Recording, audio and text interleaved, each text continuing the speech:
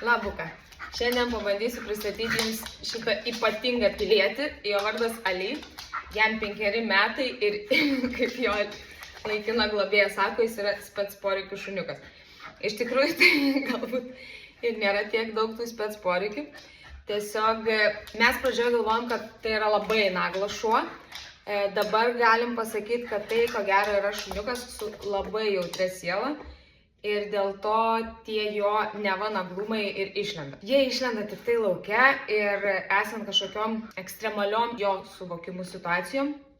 Kaip pavyzdžiui, pravažiuoja kokia nors garsi mašina, prabėga šunis, arba jisai sutinka šunis, kurie jam sukelia baimę, jisai pradeda labai loti.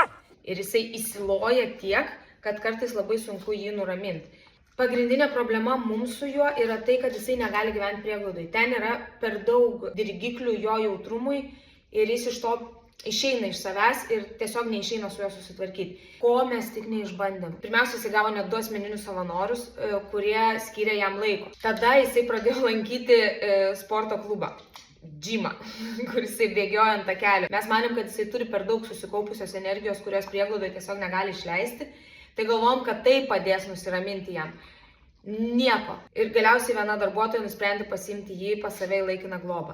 Ir kai jisai išvažiavo į laikiną globą, mes supratom, kad tai nėra nei naglas šuo, nei kažkoks hiperaktyvus šuo, kad tai yra tiesiog jautrus šuo, kuriam reikia sukurti saugią aplinką ir tik tai toj saugioje aplinkoje jisai gali nusiraminti. Todėl, kad namuose jis yra tiesiog tobulas šuo. Jisai visiškai atsipalaiduoja, nusiramina, jam nereikia į nieką reaguoti, jam nereikia loti, jisai gali išbūti namie ilgiausiai. Kai atrodė, kad jisai ko gero bus tas šuo, kuris siaups namus ir nesulauks mūsų darbuotojos grįžtančios iš darbo, ne, jisai vos ne išeina į lauką, ypatingai dabar, kai atšalo, pavaikšto kelias minutės ir pats jau tempia namo, išvedžioja jį. Bet jisai pareina namo ir maždaug gerai, eik į darbą, ate, aš guliu. Ali nėra miesto vaikas. Tai yra vienas iš tų retų atvejų, kada aš manau, kad šuniui yra geriau gyventi kažkur, kad ir kaime ar sodyboj, bet tik namuose. Jeigu paliktumėt tokį šunį lakstyti lauke, tai tiek jūs, tiek jūsų kaimynai siaubingai suvargtų nuo jo nuolatinio lojimo, reagavimo į viską, kas aplinkui juda. Namie jisai tiesiog miegos. Aš manau, kad šitam šuniui sukūrus saugią aplinką, su juo galima labai smagiai gyventi. Jisai turi labai gerai veikiančią galvytę. Mes netgi vadindom jį sumažintų malinuo, kuris yra visada pasirengęs darbui. Ir iš tikrųjų jisai labai greitai pagauna, ko tu iš jo nori. Dar viena labai gera savybė tokiam nervingam šuniui yra tai, kad jisai visiškai neturi agresijos žmogui. Atvirkščiai žmogus jam yra labai svarbu. Netgi tada, kai jis yra visiškai panikoje, ten išsigandęs, nežinau, kito šuns ar kažkokio, nežinau, pralėkusio motociklo, jisai bėga pa žmogų. Jis atsistoja tarp kojų, loja, nes negali niekaip nusiraminti, bet jisai būna kuo arčiau tavęs, nes ten jo yra saugumas. Tai jo laikina globėja sako, aš tokiu atveju suteikiu jam emocinį palaikymą. Tai pakelia ant rankų ir palaiko. Ir jam, kas svarbiausia, šito užtenka, jisai nusiramina. Toks jausmas, kad prisiglaudęs prie žmogaus, pajutęs jo švelnumą, jisai gali nurimti. Todėl dar kartą kartoju, kad jis gyventi gali tik tai namuose, kur šalia yra žmogus, kur nėra dirgiklių ir kur jam yra saugi aplinka. Jisai labai gerai jaučiasi visose uždarose aplinkose. Tiek, pavyzdžiui, automobilyje, tiek jo asmeninis savanoris vedasi jį į darbą kartais. Ten yra svetimų žmonių, svetimų vyrų. Jisai visiškai atsipalaiduoja, ten yra narvas, nes asmeninis savanoris dažnai atsiveža kokių nors šunų į darbą. Tai jisai pats nueina, atsigula į tą narvą ir užmiega. Nepaisant to, kad lauke jisai turi reakcijas į šunis, tos reakcijos kyla iš baimės, jisai gali draugauti su šunim, jis netgi gali gyventi su šuniu, sakyčiau, galbūt su kalytėm, nes jisai turi geriausią draugę kalytę, su kuria miega ant vienos sofos ir vienoj lovoj. Su patinėliais turbūt nepatarčiau, nes, nežinau, tiesiog man atrodo, kad vienos lyties ypatingai tokie tvirtesni patinai, o jeigu vienas iš jų dar turi kažkokių baimių, tai turbūt nereikėtų praktikuoti tokių dalykų.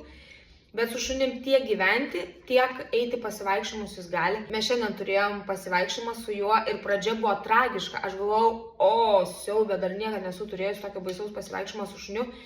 Bet tai truko vos kelias minutės, kol jisai suprato, kad mano šunis jo nepuls, kad jis yra saugus su jais, kai suprato, kad aš jeigu reikės jį apginsiu.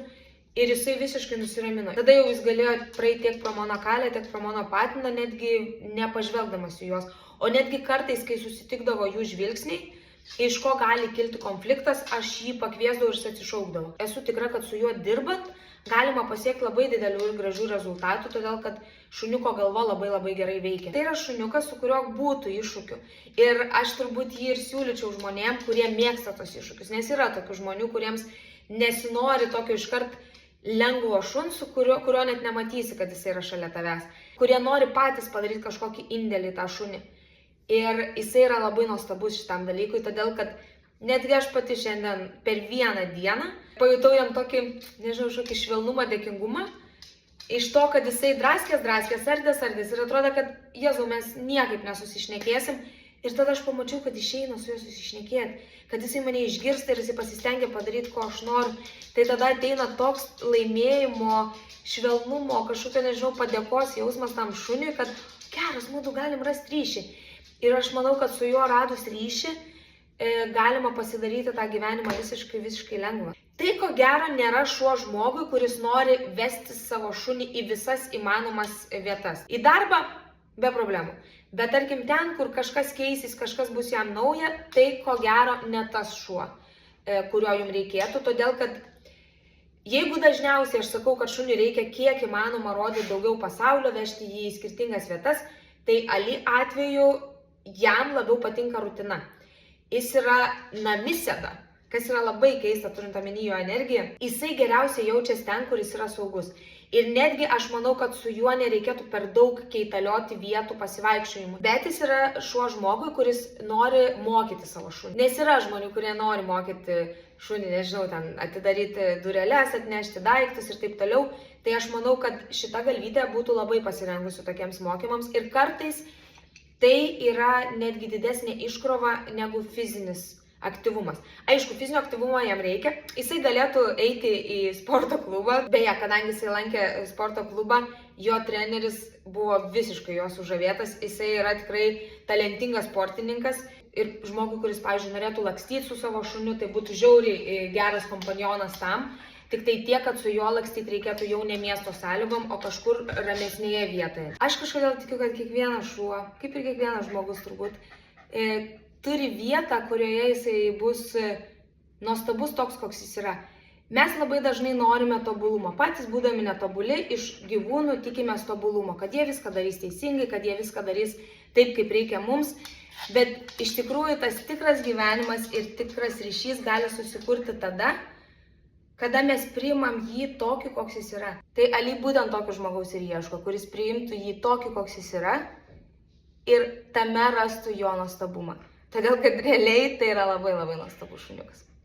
O dabar mažas nukrypimas nuo Ali.